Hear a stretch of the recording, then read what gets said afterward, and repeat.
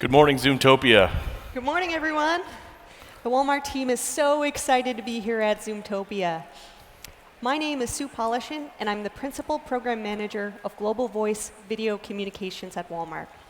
Now, I've spent the majority of my career managing global collaboration technologies, and I've cultivated a deep passion for working with technology that helps connect us all. My name is Nick Dowd. I am the product owner for the Global Voice and Video Communications team at Walmart. I've been with Walmart for going on 4 years now. I actually started my career as an Agile Scrum Master on the Global Voice Video Communications team. Have worked my way into the product owner position over the last 4 years, just helping to grow that product line. My role at Walmart is essentially to be the voice of the customer, right, which is our associates. So as a product owner, I have to determine what the needs of our associates are, where the gaps are in our technologies based on what they're telling me, and try to understand how they do their jobs so that we can deploy collaboration tools that make sense for them and that help them with their everyday life. So at Walmart, for more than 50 years, we've had a very clear purpose. We save people money so that they can live better. Not only are we helping families save money, we're leveraging technology to help families save time, and we're helping them live better by making things easier for them. We're leveraging technology to continuously solve associate workplace challenges and better prepare them for the future of the workplace. Ultimately, we're using technology to save people money and time.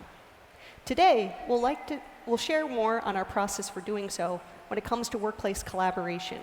But first, I'd like to provide some context on the size of our workplace. Walmart operates in 27 countries with more than 11,300 stores globally. We serve a global customer base of nearly 275 million people each week. Walmart employs 2.3 million associates. We're also home to multiple companies and brands: Sam's Club, Jet, Hayneedle, Shoes.com, Moose Jaw, among others. We all communicate as one. Now, a fun fact is that there's a Walmart store within 10 miles of 90% of the population in the continental US. Now, to operate on this scale, we rely on technology to help keep us connected and help enable associate productivity around the world.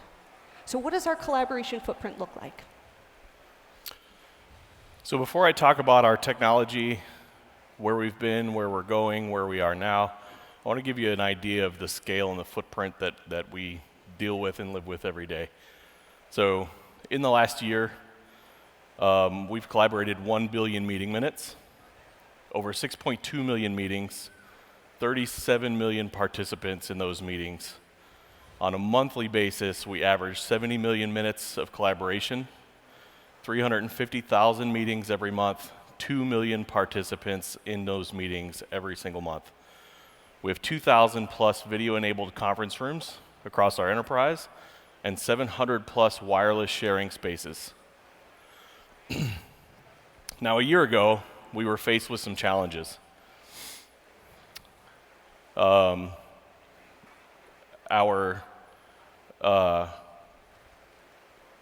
technology wasn't exactly stable. We were in meetings that we felt like we had to be in versus meetings that we wanted to be in. Our goal now is to equip video and audio in all of our meeting rooms and meeting spaces across our enterprise. We have thousands of meeting spaces, only a couple of thousand today with video and audio capabilities. So we need to enable those rooms and enable our associates to go collaborate in a way that makes sense and adds value to their day.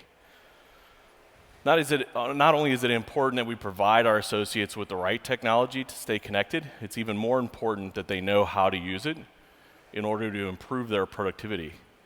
So as we're rolling new features, new platforms, and new technology throughout our enterprise, we generally try to conduct training sessions.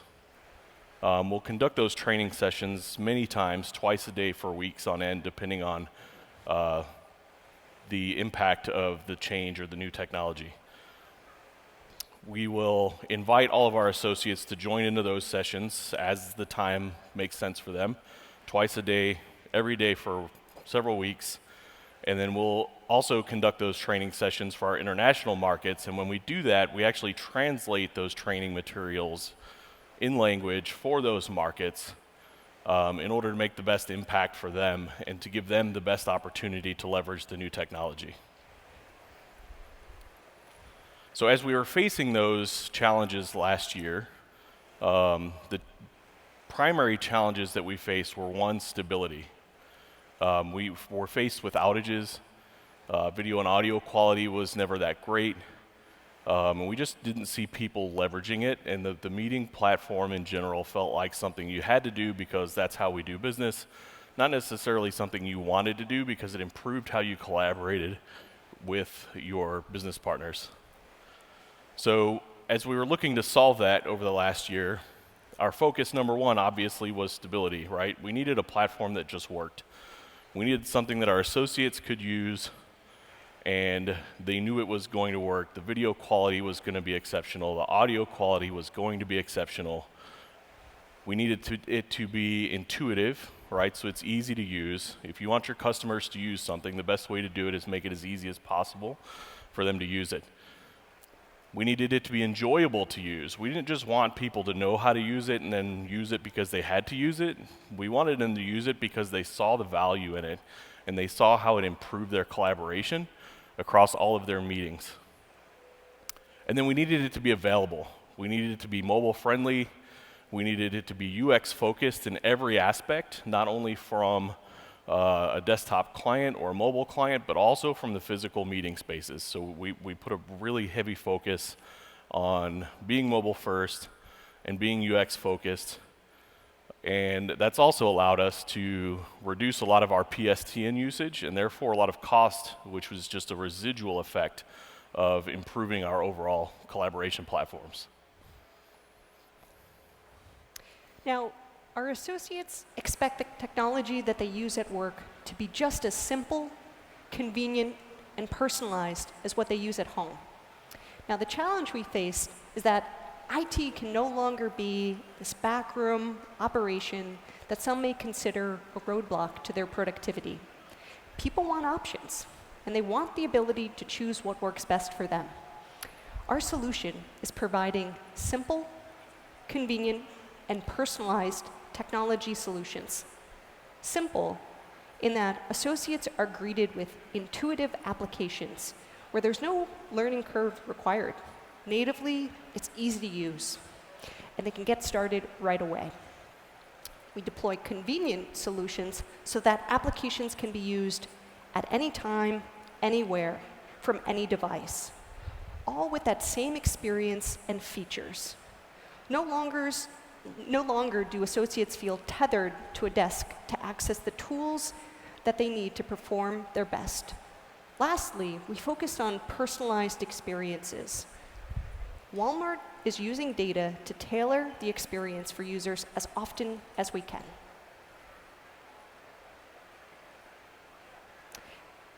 Now, in order to deliver consumer-grade experiences to our associates, we have to effectively measure their experience. To do this, we're keeping a constant gauge on Net Promoter Scores. In addition to surveys associates receive on the products they actively use, they can vote on top features that will improve their experience so that we can help prioritize what to focus on next. We also promote in-the-moment feedback via conference room touch panels with a simple after the meeting NPS pop-up to keep it easy for our associates to rate their experience. Additionally, we invite open conversations by hosting bi-weekly feedback sessions for our associates to listen in on what's working and where we need to focus improvement efforts. And afterwards, we take that feedback to determine our next steps to enhance their experience.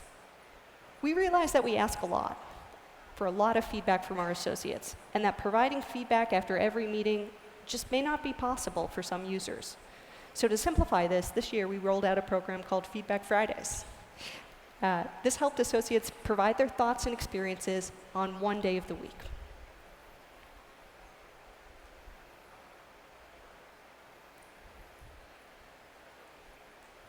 And feedback Fridays were great. I think once you have all of that feedback from your customer base and you have the data that you need, the next question is, what do you do with it, right? So for us, we take that feedback directly from the customer to determine what their needs are and where our technological gaps are. And we use that to develop our roadmaps for our platforms.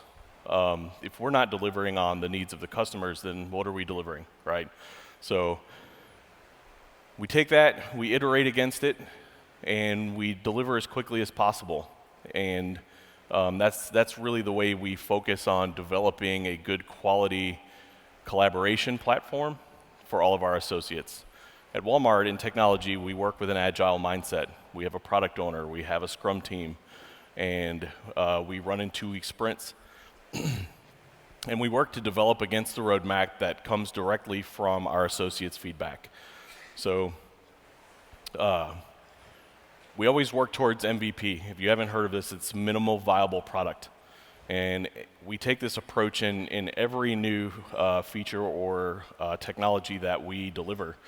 And the key here is that a minimum viable product delivers a new feature or function for your customer, but doesn't necessarily meet every need that the customer has, right? You take their base requirement, you focus on it, you develop it, you deliver it, and then you deliver against your roadmap to continue to add features and functionality on top of the MVP that will eventually deliver against all of the needs or most of the needs of your customer base.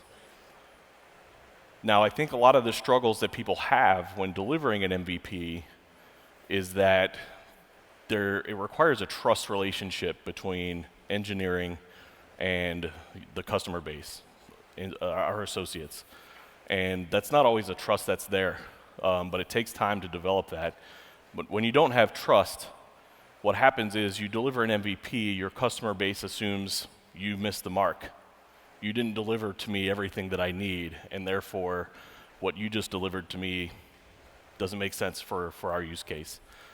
But over time, when you deliver that MVP, you are transparent with the roadmaps that you have and what the features you're working on and you're continuing to develop against, then your customer base sees you developing against that roadmap, adding the new features from the roadmap, and that trust starts to develop. They go, okay, what they gave me wasn't exactly what I needed, but now they've added some things that I need. They're adding them on time, they're meeting their delivery timelines, and now I'm starting to trust that eventually this new product function or feature is going to be exactly what I need. Great. And I'll add one more thing here. In addition to the iterative approach that Nick explained, the continuous feedback, Walmart's also focused on deepening our relationships with our vendors. We know how critical it is to build these partnerships so that we can continue to work together to make sure that we roll out features that are most meaningful to our associates. That's true, and so just a few examples of that. One thing that we realized early on last year was that we had many associates logging in from multiple machines, logging into platforms. So anything that we were developing, we knew needed to be able to log in from a Mac and a PC at the same time, or a PC and a server at the same time, right? One login, continuous login, wasn't enough for them. They needed it to be able to stay in touch with the folks that they needed to stay in touch with while they were on multiple machines at the same time, and no matter which one they were focused on in that moment. We also were able to deliver recording transcriptions and recording of meetings, which was a huge area of focus for us, so that associates were able to record meetings, record their collaborations, share them out with folks that weren't able to make it or maybe needed the information after the fact. Great.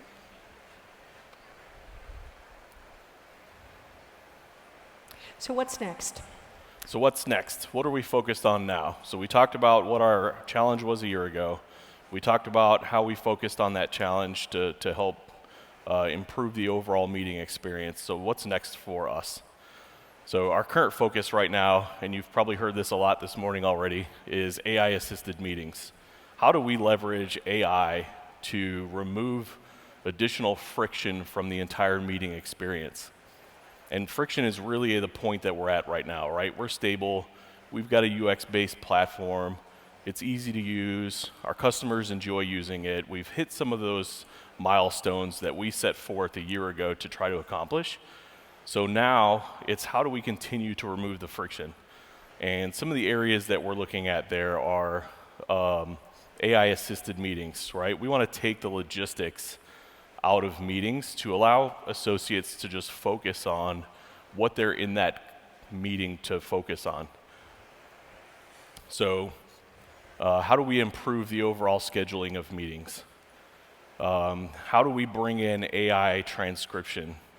How do we bring in AI recording transcriptions or live transcriptions, which obviously that got a little easier this morning. So how do we look at voice activation when walking into a physical meeting space, or maybe facial recognition as we walk into a physical meeting space? How do we personalize that, potentially allowing our associates to create meeting profiles, right, with a lot of the features that they enjoy in a meeting? Maybe it's the volume in the room, maybe it's the temperature of the room, maybe it's the lighting within the room. And can we have that room set and ready for them because we know that they've already booked it? And when they walk into the room, it fires their meeting up, has all of their settings, and the room is exactly the way they expect it to be when they walk in, and they can just walk in and begin collaboration from that moment. And that's really our primary focus moving forward right now. Great. And I'll add here that technology is enabling us to help save time so we can turn our focus to the things that matter most.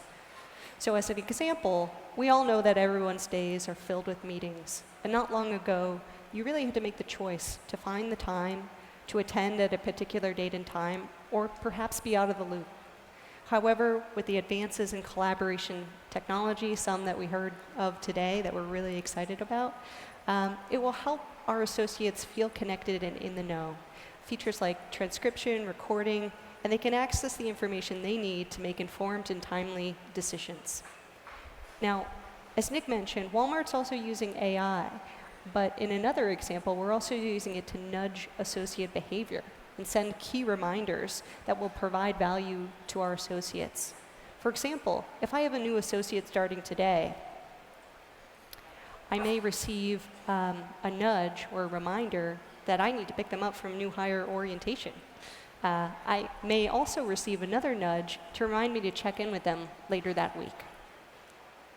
Now, Walmart is also focusing on connected workflows to meet the associate in the tool they are already using to simplify their experience and enable productivity. So some specific examples of empowering associates through technology include rolling out wayfinding capabilities, so it's easier than ever to find a physical meeting space. Also, we're using scheduling touch panels outside conference rooms to enable on-site check-in and meeting scheduling on the go. We're also focused on making every space a meeting space around campuses with the ability for pop-up meetings at digital signs. Now at Walmart, we are people-led and tech-empowered. We're focused on giving associates the technology and tools they need to help them save time and work better. Thanks for taking the time today to listen in on our journey of workplace collaboration. Thank you.